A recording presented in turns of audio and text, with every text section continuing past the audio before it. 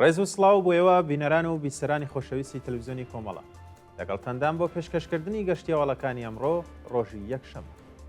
سەرەتاش سەردێڕی چەند هەواڵێکتان بۆ دەست بە سەرکردنی سێ هاوڵاتی لە بۆکان و دێولان، کوشتن و بریندارکردنی سێ ژنی گەنج لە شارەکانی پیرانشار و شەهرور، ژاراویبوونی 5 ئەندامی خێزانێک لە شاری سنە، هێرشی بەردەوامی تورکیا بۆ سەرسەنگەرەکانی پەکەکە پاش چەکدانانی ئەو گروپە، هێرشی چەکدارانی ئەحمەدشار بۆ سەرهێزەکانی سووریای دیموکراتیک، ناڕەزایەتی بەندکراوانی فشافویە لە بەرامبەر پڕۆپاگەندەی ڕژیم، گیان لە دەستدانی 128 فەڵەستینی لە هێرشەکانی ئیسرائیل بۆ سەر غەزە.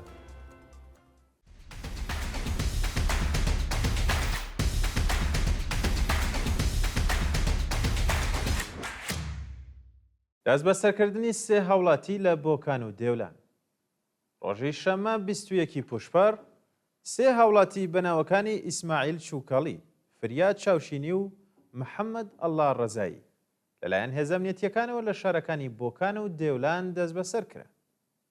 بە پێڕاپۆرتەکان هێزەکانی ئیتلاعاتی سوپای پاسداران هێرشیان کردوتە سەر ماڵی دوو هاوڵاتی بەناوەکانی ئیسماعیل چووکەڵی و فریاد چاوشینی لە ئاوایی داشبەندی سەر بە شاری بۆکان و ئەو دوو شارومەندەیان بە بێ بەڵگەی قەزایی دەست بەسەر کردووە.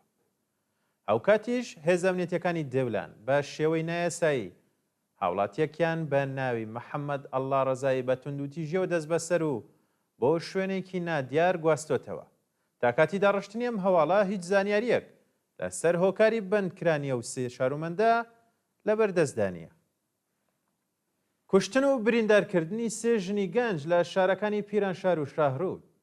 ڕۆژی شەمە 21 پوشپەر ژنێکی خەڵکی پیرانشار بە ناوی بەیانە فەخری تەبار لەلایەن براکەیەوە بە پاساوی پاراستنی ناموس کوژراوە و لە شارستانی شەهرودیش باوکێک بە چەقۆ دوو کچە تەمەن 7 ساڵ و 14 ساڵانەکەی بریندار کردووە و کچە تەمەن 7 ساڵانەکەی بەهۆی قورسی برینەکانی گیانی بەخت کردووە. بە پێی زانیاریەکان بەیانە فەخری تەبار تەمەن 23 ساڵ بە بیانووی پەیوەندی سۆزداری لەگەڵ گەنجێکی خەڵکی پیرانشار لەلایەن برایەکەیەوە بە چەک کوژراوە.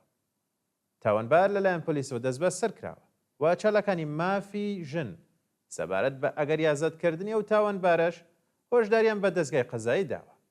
لەلایەکی دیکەوە پیاوێکی خەڵکی شەهرود بە هۆکارێکی نادیار هێرشی کردوتە سەر منداڵەکانی و کە تەمەنیان 7 ساڵ و 14 ساڵە و هەردووکیانی بە چەقۆ بریندار کردووە. بەوتەی سەرچاوەکانی هەواڵیش کچە تەمەن 7 ساڵانەکە بەهۆی قورسی برینەکانی گیانی لەدەستدا. ژاراویبوونی 5 ئەندامی خێزانێک لە شاری سنە. ڕۆژی شەمە 21 پوشپەر 5 ئەندامی بنەماڵێکی خەڵکی سنە بەهۆی هەڵمژینی گازی مۆنۆکسیدی کاربۆن ژاراوی بوون. بەوتەی سەرۆکی ئۆژانسی سنە 5 ئەندامی خێزانێکی دانیشتووی یەکەیەکی نیشتەجێ بوون لە یەکێک لە گەڕەکانی شاری سنە بەهۆی بڵاوبوونەوەی گازی مۆنۆکسیدی کاربۆن ژاراوی و ڕەوانەی ناوەندە دەرمانیەکان کراون. بابە گێدایەتی بە میدیاکانی وت زۆربەی خەڵک وا دەزانن کە ژاراوی بوون بە گازی مۆنۆکسیدی کاربۆن تەنیا لە وەرزی زستاندا ڕوودەدات، بەڵام کۆنبوونی سیستەمی پەکەیج لە وەزارەتی هاوینش لە وەرزی هاوینش ببورن دەتوانێت گیانی هاوڵاتیان بخاتە مەترسیەوە. ناڕوونی چارەنووسی دەست بە سەرکراوێک لە پیرانشار. بە پێڕاپۆرتی ڕێکخراوەکانی مافی مرۆڤ چارەنووسی هاوڵاتیکی خەڵکی پیرانشار بە ناوی زوبەیر مەحموودی پاش دەست بە سەرکران لەلایەن ئیدارەی ئیتلاعاتەوە بە ناڕوونی ماوەتەوە. بەرەبەیانی ڕۆژی پێنجشەمە 19 پوشپەر زوبەیر مەحموودی بە فەرمانی دادسانی پیرانشار دەست بەسەر و بۆ شوێنێکی نادیار ڕاگوێزرا. ناوبراو لە ماوەی 3 ڕۆژ بەندکرانیدا لە دەست ڕاگەیشتن بە پارێزەر و پەیوەندی تەلەفۆنی لەگەڵ بنەماڵەکەی بێبەش کراوە و هیچ زانیاریەکیش لەسەر چارەنووسی لەبەردەستدانیە. هێرشی بەردەوامی تورکیا بۆ سەرسەنگەرەکانی پەکەکە وەش پاش چەکدانانی ئەو گروپە. ڕۆژی شەمە 21 پوشپەر ئەرتەشی تورکیا چەند جار ناوچە شاخاویەکانی شاری ئامێدی بردومان کرد و زیانێکی زۆری بە ڕەز و باخی گوندنشینانی ئەو شارە گەیاند. ڕۆژی هەینی 19 پوشپەر گروپێکی سێکەسی لە گەریلاکانی پەکەکە بە دوای بانگەوازی ئۆجەلان بە کۆتایی هاتنی خەباتی چەکداری چەکەکانیان دانا و پەیوەست بە پرۆسەی ئاشتی بوون. لە بەرامبەریشدا ئەرتەشی تورکیا لە جیاتی هەڵگرتنی هەنگاوی هەوشێوە بۆ کۆتایی هێنان بە شەڕ چەند جار ناوچەکانی پاراستنی ئامێدی بە شەڕی بەردومان کردووە. هێرشی چەکدارانی ئەحمەدشار بۆ سەرهێزەکانی سووریای دیموکراتیک شەوی شەمە 21 پوشپەر تیرۆریستانی سەر بە ئەحمەدشەرە لە دێرە زۆر هێرشیان کردە سەرهێزەکانی سووریای دیموکراتیک و شەڕێکی قورس ڕوویدا. بە پێو دیمەنانەی لە تۆڕە کۆمەڵایەتیەکان بڵاوکراونەتەوە، دوو عەشیرەتی عەرەب لە ڕەقە و دێرە زۆر پاڵ پشتی خۆیان لە حکوومەتی نوێی سووریا دووپات کردوێتەوە و دژبەهێزەکانی سووریای دیموکراتیک شەڕیان ڕاگەیاندووە. هاوکات تیرۆریستانی ئەحمەدشەرە هێرشیان کردوێتە سەر هێزەکانی سووریای دیموکراتیک و شەڕێکی قورس ڕوویدا. بەڵام ڕێژەی زیانەکانی ئاشکران نەکراوە و باڵەفڕەکانی ئەمریکاش بەسەر ناوچەکاندا سوڕاونەتەوە. لەلایەکی دیکەشەوە تیرۆریستانی سەر بە تورکیا لە شاری باب دژبەهێزەکانی سووریای دیموکراتیک خۆپیشاندانیان کردو و لە دروشمەکانیاندا خۆبەڕێوەبەرایەتی ڕۆژاوای کوردستانیان وەکو دوژمنانی خوددا ناوبردووە. کۆبوونەوەی خوازیارانی مەسکەنی میلی لە عێراق ڕۆژی شەمە 21 پوشپەر خوازیارانی مەسکەنی میلی لە شاری عێراق دژ بە ناڕوونی چارەنووسی خانوەکانیان لە بەردەمی داری ڕێگە و شارسازی کۆبوونەوە.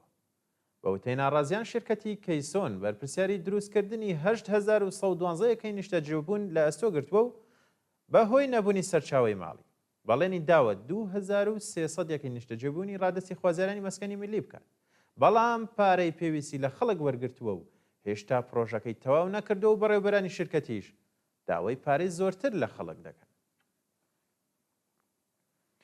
ناڕەزایەتی بەندکراوانی فەشافویە لە بەرامبەر پروپاگەندەی ڕژیم ڕۆژی شەمە 21 پوشپەر تیمێکی دەنگ و ڕەنگی کۆماری ئیسلامی چوونە نێو زیندانی فەشافویە و هەوڵیاندا بە هەڵگرتنی وێنەی دۆخی ئەو بەندینخانەیە ئاسایی نیشانی بدەن. بەڵام بەندکراوان ڕێگەیان نەدا و خۆپیشاندانیان کرد.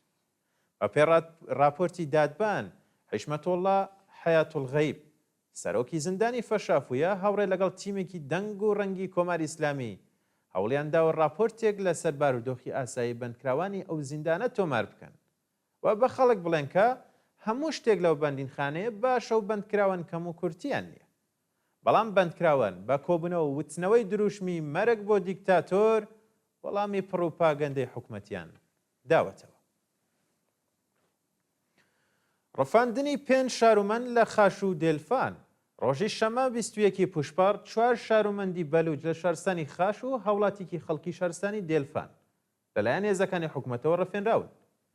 بە پێ راپۆرتی کەمپینی چالاکانی بەلوچ هێزەکانی وەزارەتی ئیتلاعاتی ڕژیم هێرشیان کردوتە سەر ماڵی 4 شارومەندی بەلوچ بە ناوەکانی حەیات سووری زەهی، بێهزاد سووری زەهی و مەیسەم یارمەحەممەدی و ئێلیاز یارمەحەممەدی و وێ ڕایزەوتکردنی ئۆتۆمبیلەکانیشیان هەر 4 کەسەکەیان ڕەفاندووە.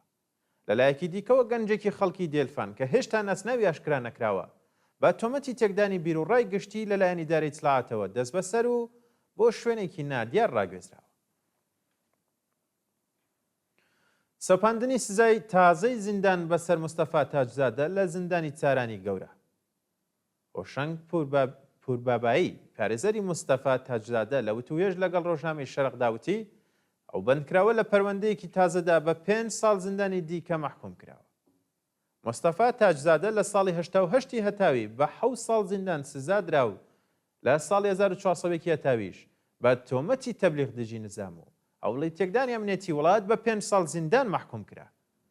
ئێستا ئەو بەندکراوە سیاسیە ماوەی بەندکرانی تێپەڕ دەکات. پەروەندەیەکی تازەیان بۆ ساز کردووە و مستەفا تاجزادە بە تۆمەتی چالێکی تەبلیغی دژ بە نزام و تێکدانی ئەمنیەتی وڵات بە 5 ساڵ زیندانی دیکەش سزا دراوە. هۆشەنگ پوربابایی ڕایگەیان کە تاجزادە هەوڕێ لەگەڵ 34 بەندکراوی دیکە لە ژوورێکی 36 مەتریدا زیندانی و لە دەستڕاگەیشتن بە کتێبخانە و ساڵۆنی هەواخۆری بێبەشکراون. پلەی یەکەمی پارێزگای خوزستان لە پێوەری فەلاکەت لە ئێران. وستانی خوزستان بە تەوەڕۆمی 36 لە سەدی و نرخی بێکاری 11 لە سەدی پێوەری فەلاکەتی 47 لە سەدی تۆمار کردووە و پلەی یەکەمی لە نێو پارێزگاکانی ئێراندا بەدەستهێنا. بەوتەی کارناسانی کۆمەڵایەتی پارێزگای خوزستان لە حاڵێکدا پلەی یەکەمی لە پێوەری فەلاکەتدا بەدەستهێناوە کە تا کۆتایی ساڵی 1430 هەتاویش لە پلەی پێنجەمی ئەو ڕیزبەندیەدا بووە.